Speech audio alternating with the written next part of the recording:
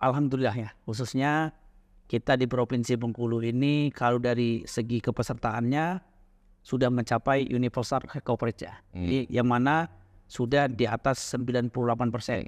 Jagalah keaktifan kita, jangan sampai nanti pas kita butuh pelayanan kesehatan kartunya non aktif. Di dalam aplikasi mobile JKN itu semboyannya semua ada di dalam genggaman. Semua ada dalam genggaman. Nah, jadi aplikasi mobile JKN itu ya itu tadi yang mana masyarakat itu di sana ada semua fitur, Bang.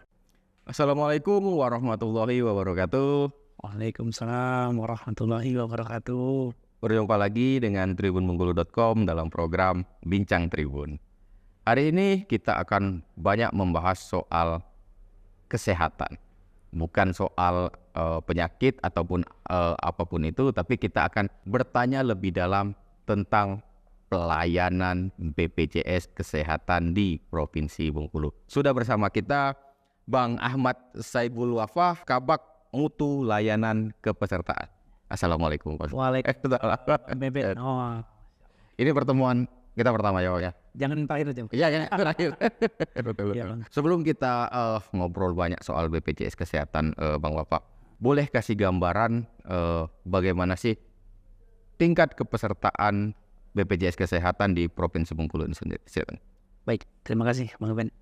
Jadi kalau alhamdulillah ya, khususnya kita di Provinsi Bengkulu ini kalau dari segi kepesertaannya sudah mencapai universal coverage ya. Jadi yang mana sudah di atas 98%.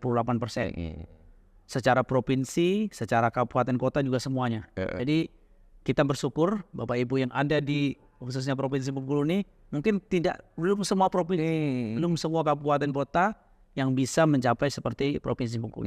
Nah, tapi kita bersyukur kita berada di Provinsi Bengkulu ini semuanya sudah UHC. Boleh dijelaskan UHC itu apa sih, Bang? Jadi UHC itu yang mana masyarakat itu kalau bahasa ya awamnya lah ya, bahasa awamnya, kalau bahasa Inggrisnya nanti gitu kan. Jadi yang mana semua masyarakat itu sudah tercover dengan jaminan kesehatan nasional. Jadi batas minimumnya itu kan kalau UHC itu 95%. Nah, jadi kalau kita di Provinsi Bengkulu ini semuanya itu di atas 98%. Luar biasa. Secara provinsi dan secara kabupaten kota. Itu. Dan tingkat keaktifannya itu alhamdulillah di atas 75%. Kalau semua secara coverage 98% gitu, kalau secara keaktifannya itu sudah alhamdulillah di atas 75%. Itulah sudah dikatakan sudah ada privilege-nya. Artinya sederhananya orang Bengkulu sakit tinggal ke rumah sakit di cover BPJS. Iya. Luar biasa sekali. Oke, Bang Wafah, berkaitan yang peningkatan layanan kepesertaan tadi, otomatis kan BPJS pasti mempermudah masyarakat khususnya peserta BPJS untuk mengakses informasi-informasi seputar layanan kesehatan. Ya. Apa strategi ataupun apa solusi yang diberikan oleh BPJS Kesehatan Bengkulu ini? Baik, nah ini menarik nih Bang Bebet. Jadi sebelum kami sampaikan kemudahannya, jadi kami bahwa BPJS itu melakukan yang namanya transformasi mutu layanan. Nah, jadi ini transformasi mutu layanan ini kita kasih semboyan mudah, cepat, setara. Mudah, cepat, setara. Setara itu tanpa diskriminasi. Kita awali dengan mudah dulu. Mudah. Jadi maksud dari sini transformasi ini bukan hanya BPJS Kesehatannya. Jadi semua stakeholder kita. Ya dari segi internal BPJS-nya, di fasilitas kesehatan, dari semua stakeholder. Jadi kita sekarang mau mempermudah. Mempermudahnya apa? Ya tadi mempermudah dalam mendapatkan informasi. Seperti itu. Cepat tanggap kalau ada ya keluhan, pengaduan, permintaan informasi dan lain sebagainya. Setaranya apa? Tanpa diskriminasi. Jadi tidak ada pembedaan. Jadi kita sudah menyampaikan semboyan kita ke semua stakeholder mudah, cepat, dan setara. Nah, selain dari itu, kita ada penunjang yang nggak bisa kita sampaikan, ini mudah. Akhirnya mengembangkan inovasi. Jadi semuanya kita lakukan, ada yang namanya inovasi nanti. Bisa mengakses itu melalui inovasi. Apa? Nanti kita menggunakan aplikasi mobile JKN. Nah, di situ tadi Bang Beben sampaikan gimana sih cara kita bisa mengetahui riwayat pelayanan kita?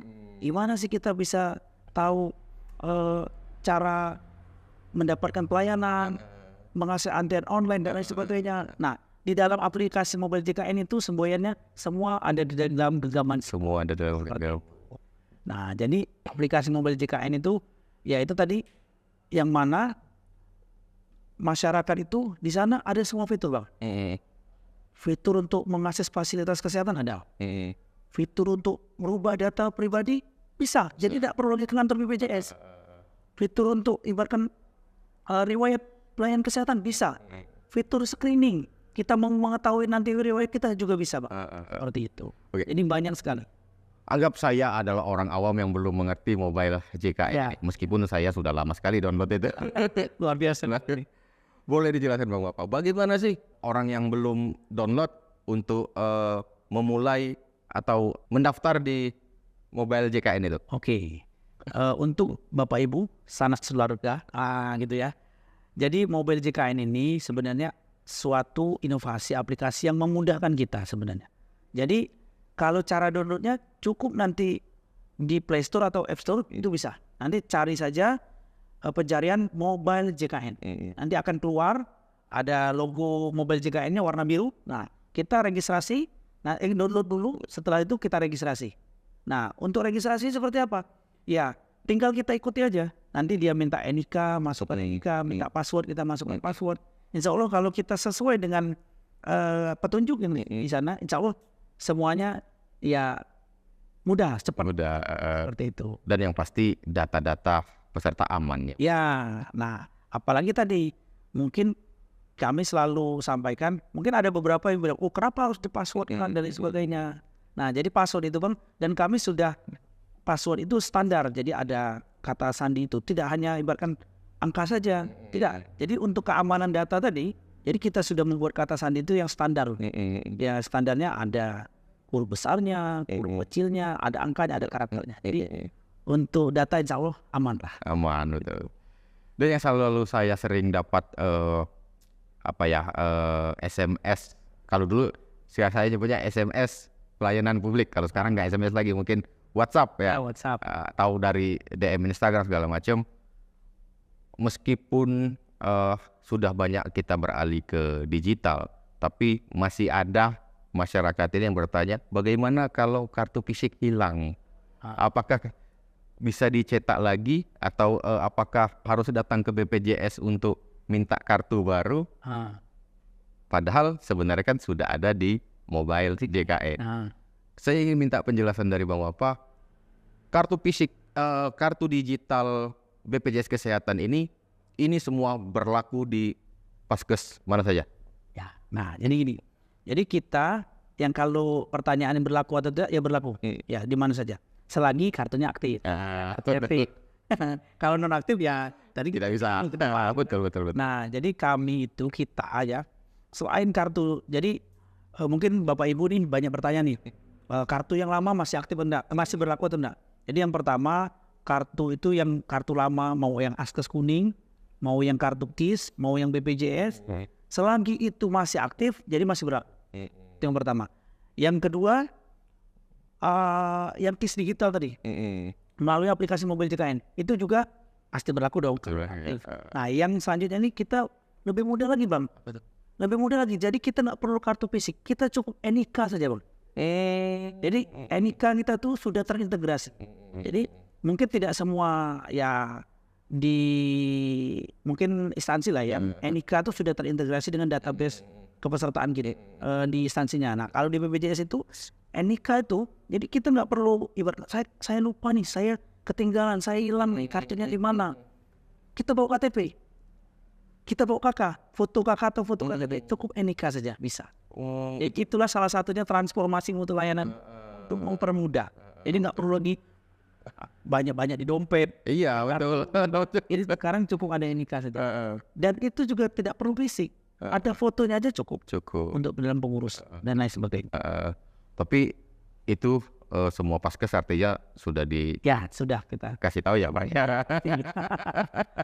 Jadi warga Provinsi Bengkulu tidak ada alasan lagi berobat ke rumah sakit tidak ada kartu BPJS.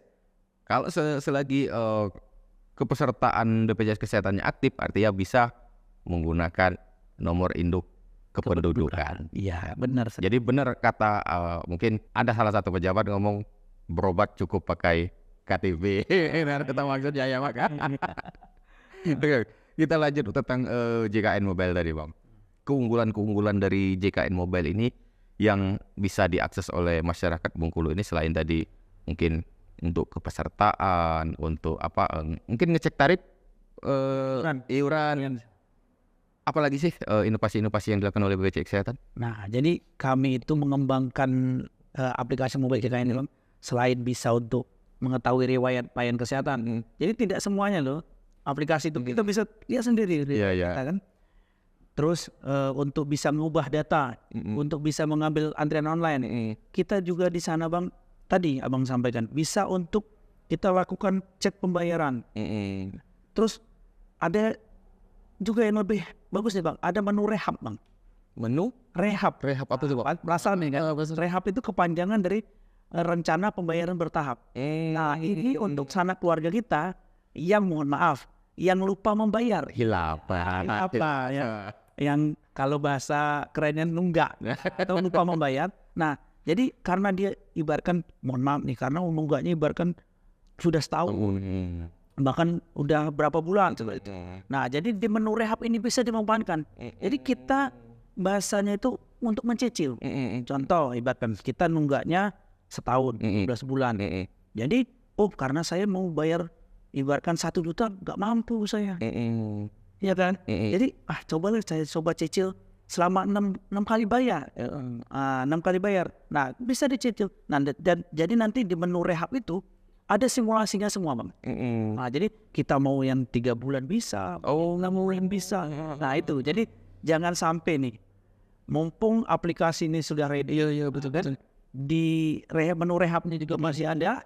Untuk sanak keluarga kita tadi kan yang kita sampaikan tadi Bang, memang secara kepesertaan kita sudah di atas 90%, 98%. Tapi tingkat keaktifannya tadi ya kan masih 75% ke atas. Nah, salah satunya tadi banyak beberapa sanak keluarga kita yang masih lupa membayar.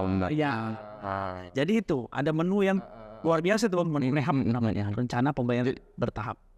Ketika saya menggunakan menu rehab itu, ketika saya membayar cicilan pertama nih Bang, itu jadi kepesertaan sudah aktif. Nah, jadi ini Bang, jadi menu rehab itu dibuat, jadi kepesertaannya nunggu lunas dulu. Gitu kan. Tapi kan mungkin banyak lah sanak keluarga kita, saya kan baru punya uang 200, punya uang 100, nanti takut terpakai. Iya kan, kalau selama ini kan sebelum ada menu rehab itu Bang, kita mungkin, nanti lah simpen lah di sini, nanti terpakai lagi. Nah, kalau dengan ada menu rehab ini tadi Bang, kita bisa ibaratkan mungkin orang tuh punya niat untuk membayar, tapi uangnya belum cukup. Jadi kita kembangkan di aplikasi mobile JKN ini tadi menu rehab. Menu rehab tadi. Iya. Jadi cicil lunas aktif. Iya. Itu sangat mudah sekali ya. Ini luar biasa BPJS Kesehatan ya. Nah, berkaitan dengan lupa bayar tadi. Ini saya juga mungkin pernah merasakan. Kadang kita ini punya uang, sudah ingat mau bayar, tapi kok antriannya panjang mau bayar ini. Bagaimana dengan BPJS Kesehatan diri dalam memudahkan peserta dalam pembayaran agar tidak ada nih orang lupa bayar lagi? Ini menarik, pertanyaan Bang WP ini menarik sekali. Jadi gini Bang, jadi kita BPJS itu kalau di secara tempat pembayaran itu, kalau kita bisa tampilkan slide-nya Bang, itu sudah hampir 100.000 tempat kanal pembayaran. Wah, luar biasa. Bisa di perbankan, e-commerce dan lain sebagainya. E-commerce itu kayak Shopee, Tokopedia ya. Bisa.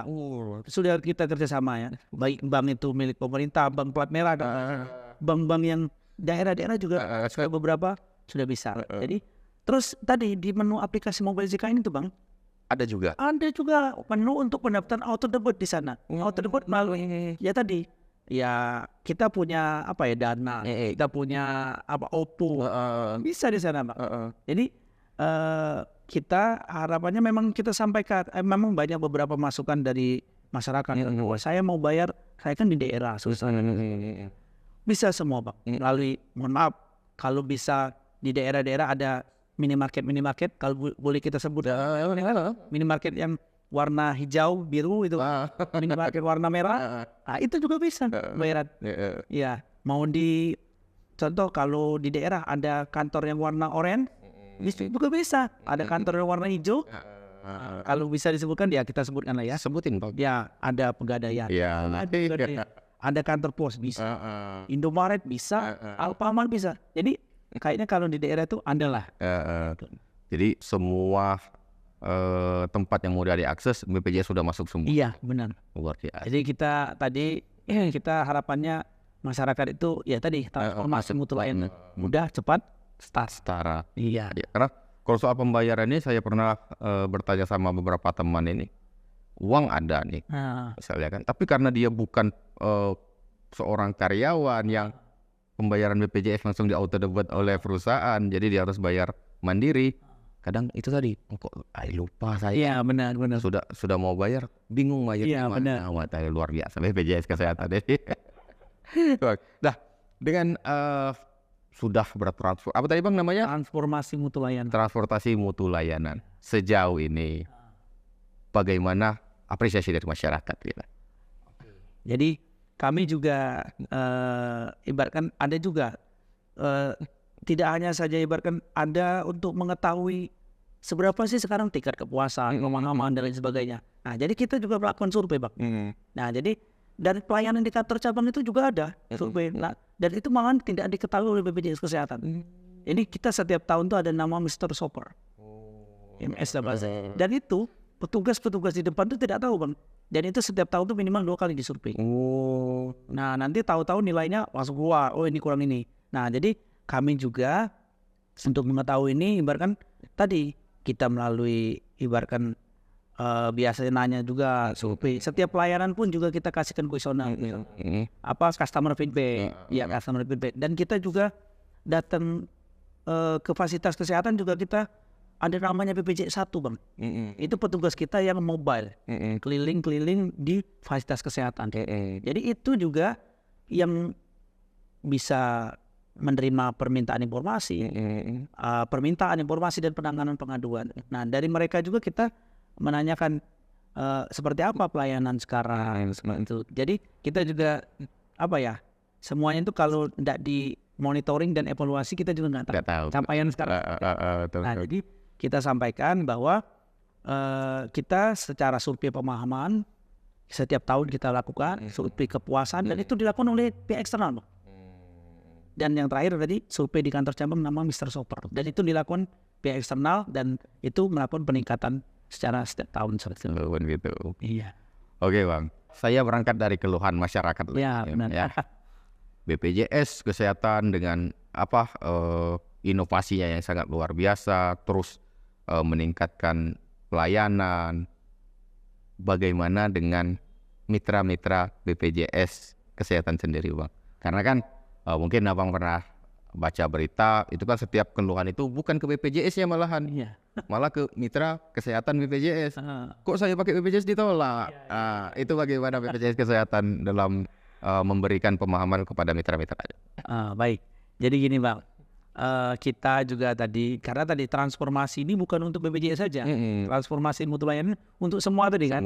Nah, kita juga sudah dengan fasilitas kesehatan, ibaratkan tadi untuk menunjang semuanya berjalan dengan lancar, kita untuk peningkatan ini salah satunya kita komitmen dan sebagainya.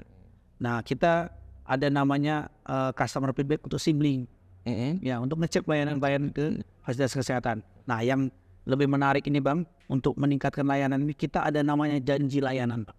Janji layanan. Ya, janji layanan ini Bang, itu di fasilitas kesehatan tingkat pertama dan tingkat lanjutan kita buat ditandatangani direktur, ditandatangani direkturnya, ditandatangani kalau di puskesmas kepala puskesmasnya, dan itu janji layanan itu Bang. Semua di salah satunya di sana ada tidak membeda-bedakan, tidak membatasi kelas rawat inap, tidak adanya iur biaya, tidak meminta fotokopi. Nah, jadi ada semua, dan itu diketahui. Kalau itulah enaknya di Provinsi Bengkulu ini, pemerintah daerahnya mengetahui Bang. Jadi Bapak Ibu, harapan kita fasilitas kesehatan compliant lah, patuh lah dengan janji layanan mereka teman-teman sudah buat. Nah, jadi data itu ditempel juga Bang. Ini rumah sakitnya di tempat-tempat yang di rumah sakit, di puskesmas, di kliniknya, tempat-tempat yang dapat dilihat oleh masyarakat. Jadi gitu Bang. Jadi ini suatu penegasan lah ya Bang. Ya, artinya benar. Bagi masyarakat Bengkulu yang BPJS kesehatannya aktif, Ya, jangan takut untuk ke rumah sakit. ya benar. Ya. Jangan takut ditolak. Gitu, ya. Nah, karena kita tadi Bang ada namanya BPJS 1. BPJS siap membantu. Di fasilitas kesehatan ada foto kita Bang, kita tempel, ada nama, ada nomor HP. Nah, itu di mana letaknya nanti itu Bang? Nah, letaknya itu kalau di fasilitas kesehatan sekarang kita sudah tempel itu di fasilitas kesehatan tingkat lanjutan. Bisa di rumah sakit ya, utama itu sudah ada. Jadi pasti ada itu di IGD. Yang kita tempel itu tempat-tempat yang mudah diakses, mudah dilihat oleh masyarakat. IGD, apotik, tempat rawat tunggu, rawat jalan, seperti itu. Ada itu. Jadi Bapak Ibu kalau ke rumah sakit coba buktikan, cari poster. Jadi nanti ada foto petugas BPJS, foto orang rumah sakit Bang. Di situ ada nama, ada nomor HP. Kalau untuk di kantor cabang Bengkulu ini namanya Mas Rizal. Mas Rizal, Muhammad Rizal. Itu nomor handphonenya ada semua. Waduh. Jadi harus standby itu. Itu Mas Rizal tuh koordinator. Jadi dia ada tim lagi di bawahnya. Mas Rizal tuh nomor HP-nya terpampang di mana-mana. Jadi jangan takut. Gitu. Jadi untuk masyarakat Provinsi Bengkulu, jadi ketika mengalami kesulitan atau ada miskomunikasi atau masalah saat berobat ke rumah sakit ataupun layanan kesehatan lainnya, jangan cepat-cepat diviralkan ya Bang. Ya, benar. Benar Bang. Jadi jangan langsung rekam HP marah-marah, tapi lihat dulu, cari di mana ada nama BPJS 1.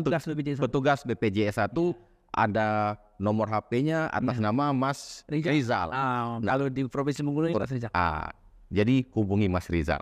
Ya, jangan buru-buru untuk diviralkan karena viral itu belum tentu menyelesaikan masalah juga ya Mas. Jadi sudah luar biasa dengan ini BPJS Kesehatan ini. Oke, Bapak. Terakhir saya mau minta, tadi kan bicara soal keaktifan kepesertaan kita sudah di angka 75%. Apa yang akan dilakukan oleh BPJS Kesehatan dari hari ini sampai ke depannya nanti agar kepesertaan ini meningkat di atas? Mungkin ada target-target khusus 80% mungkin? Oke, jadi apa sih kalau strateginya tadi? Kalau sekarang kita selalu ya menyampaikan kepada pemerintah daerah, ya kan? Kan yang banyak peserta masyarakat ini yang sebelumnya banyak yang lupa bayar tadi Pak. Iya, lupa bayar kan. Jadi kita sampaikan ini masyarakat yang mungkin kalau memang tidak mampu nanti akan diverifikasi, ya kan? Maka dimasukkan ke data yang ke data yang mungkin dibayar oleh pemerintah. Bisa pemerintah daerah, bisa ke pemerintah pusat seperti itu. Itu kalau untuk ke pemerintah daerah stakeholder kita. Kalau untuk kita dengan masyarakat, kita selalu sampaikan, ayo jagalah keaktifan kita. Jangan sampai nanti pas kita butuh pelayanan kesehatan kartunya non aktif. Karena kalau kita butuh baru kita bayar, itu ada punishment-nya Bang. Ada di peraturan presidennya ada itu. Jadi yang pertama kita nanti akan repot. Yang kedua akan ada denda layanan nanti Bang. Kalau setelah menunggak kita baru urus. Nah kalau seumpamanya kalau rawat jalan nggak ada denda layanan. Jadi iuran BPJS kalau bayar ada denda, nggak ada. Jadi denda itu nanti kalau dia sudah menunggak terus dia baru bayar selama 45 hari dari dia bayar sampai 45 hari ke depan, itu kalau dia rawat inap itu ada denda layanan. Repot nanti. Ya, repot betul ya kan? Denda layanannya berapa? 5% dari biaya perawatan kan bulan tertunggak ya. Nah, jadi kami juga strategi kami tadi kami selalu sampaikan pemberian informasi langsung, sosialisasi. Nah, salah satunya kayak kita sampaikan ke masyarakat, ayo kita bayar iuran. Karena apa? Tadi yang sehat membantu yang sakit, ya yang miskin dibantu yang kaya. Jadi iuran ini gotong royong. Dengan gotong royong semua tertolong. Luar biasa. Sebagai penutup, Bang Wafa, mungkin ada 1-2 pesan untuk masyarakat Provinsi Bengkulu. Boleh tentang BPJS Kesehatan ataupun soal pelayanan dan lain-lain. Yang ini bisa membuat masyarakat Bengkulu menjadi lebih oke, saya hari ini harus ikut BPJS Kesehatan gitu. Silakan, Bang. Baik, terima kasih Bang Beben. Jadi mungkin untuk closing statement. Ya, kami yang pertama mengucapkan terima kasih lah ya kepada seluruh masyarakat yang sudah mendaftar dan membayar iuran, ya kan? Nah, untuk masyarakat yang belum, tadi ayo jangan tunggu sakit, nunggu apa lagi seperti itu. Jadi ini adalah program miliknya pemerintah, ya, miliknya masyarakat Indonesia. Jadi BPJS hanya badan penyelenggara. Jadi ayo kita jaga program ini dengan bagus. Jadi program ini akan berjalan dengan ada BPJS sendiri, tidak bisa, tapi semuanya. BPJS Kesehatan, kementerian lembaga terkait, Pemda dan lain sebagainya. Dan kita sebagai masyarakat, kita harus juga menjaga BPJS Kesehatan. Jadi kalau ada informasi tentang mohon maaf, ya negatif dan lain sebagainya, silakan hubungi kami. Insya Allah BPJS Kesehatan akan menyampaikan lah, ada permintaan, ada informasi dan keluhan. Sampaikanlah ke kanal-kanal yang ada tadi. Jangan sampai informasi tadi yang kata Bang Beben langsung diviralkan dan lain sebagainya. Seperti itu. Jadi sekali lagi ayo kita jaga program ini. Program ini programnya milik kita. Ya bukan miliknya BPJS Kesehatan. Jadi program Jaminan Kesehatan Nasional ini adalah programnya Indonesia, seperti itu. Mungkin itu, Bang. Oke. Terima kasih banyak, Bang. Sudah sangat informatif. Semoga masyarakat Bengkulu menjadi memiliki banyak pemahaman tentang BPJS Kesehatan. Saya tutup. Wassalamualaikum warahmatullahi wabarakatuh. Waalaikumsalam warahmatullahi wabarakatuh.